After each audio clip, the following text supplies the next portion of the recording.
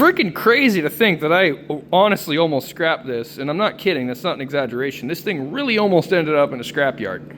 But for anyone wondering, Snap-on will warranty a 90-year-old tool. This thing originally came with a 20-tooth gear, which is kind of insane. I'm not sure if I'm going to reuse this or not. It is really, really cool, and it's also a single tooth pawl is what this is called, because as you can see, it's only got one tooth. As compared to the new parts, which are in this bag here. I'm going to open it now. Thanks, Dave, for the parts, by the way. Turns out the M, according to Snap-on, does stand for military, and here's a couple of interesting things. First, super cool. There's a lot more teeth on the gear now, and it is now a two-tooth pawl, as you can see. Two-tooth pawl. That sounds funny. Also comes with a couple of screws, which, you know, the single screw that I had was bent and didn't really work anymore, so that's definitely necessary. And this nifty little button, which I could be wrong, but I think it's supposed to go on the back of this before I put it through the ratchet, you know? And just boop, you know, it's cool, I think. I don't know. Anyways, let's do some stuff. Learned my lesson from last time, not to just yank this thing or smack it with a screwdriver all haphazardly, because there is a little ball bearing in there. Now, I don't think I'm going to reuse that, but it still helps to save it just in case. You know, what if it breaks and the old parts are the only thing I have left, you know? That could happen.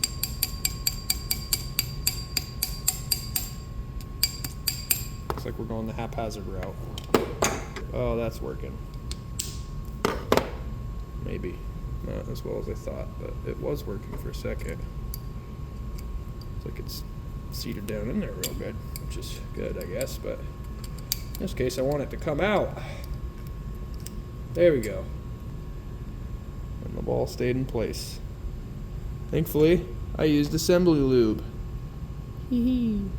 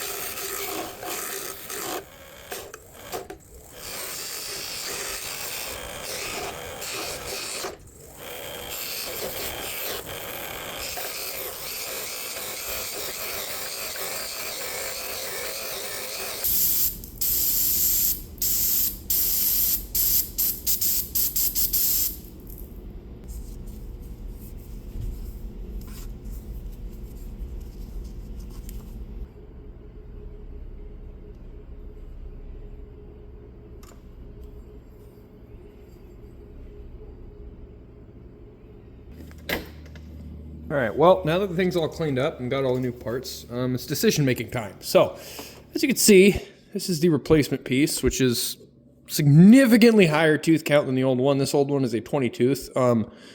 This is at least double that. I'm going to guess 80 teeth, but maybe it's only 50 teeth, 40 teeth. I don't know. It's at least double, like I said. I don't really want to count that right now, though. Another cool thing it came with was this Cool little cap that goes on the back. That's kind of neat. And another thing I noticed was that this is a little bit thinner. So I don't know if that's going to be a problem or not, but I also noticed that it comes with this this little guy here, which I assume is supposed to sit right there to make up the difference. So yeah, wish me luck. I'm going to go ahead and pop this thing together. Fat. It kind of feels like it is. So as I suspected, this new spring is too long. So I'm going to go ahead and trim a coil off the back of it. Hopefully that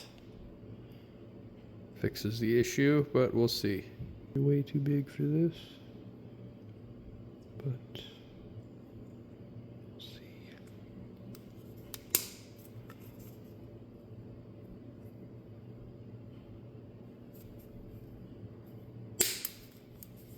There we go. That should be good, right? We'll see. That's why I saved the old parts. And it does feel like it gets flush now, which is cool, so. Same as last time. Sucker for what works. Go ahead and pop that in there all the way and back it up.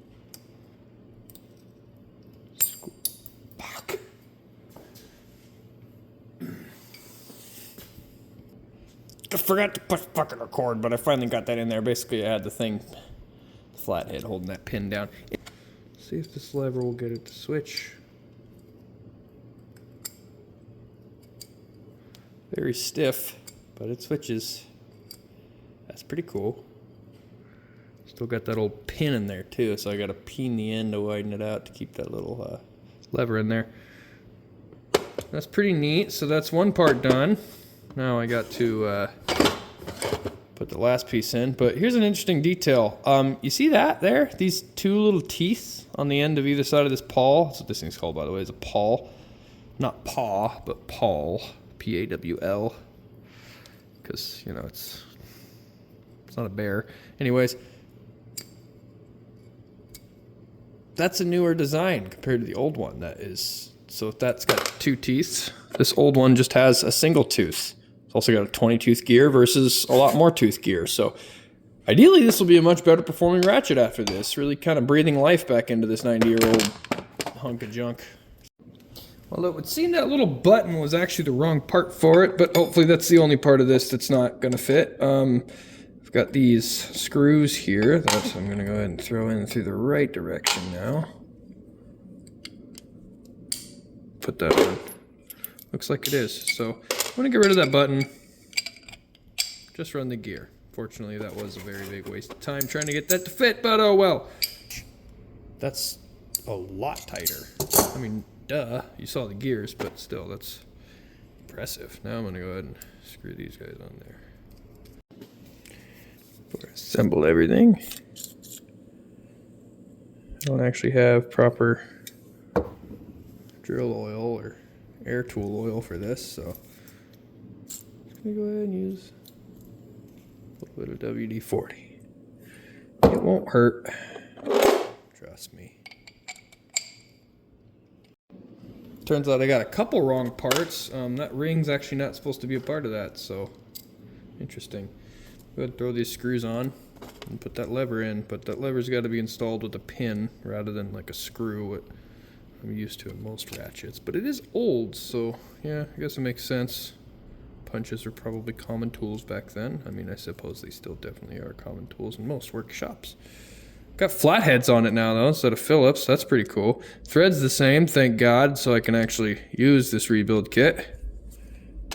So you see this little pin's got that hollow section and that square bit. Good to go ahead and pop that through. So you got some exposure. Now I'm going to go ahead and ram that thing out so it kind of rivets itself in there. So there's special punches you can get. I just kind of modified this one to sort of flare out this little pin. I'm going to make sure that handles, or that lever's all the way in there before I start doing this. Get that lined up and start kind of punching that flat. Goal here is to get it to kind of mushroom out like so. That way I can flip the lever back and forth and that's not going to come popping out this way. You know what I'm saying? Anyways, I'm going to go ahead and finish that up.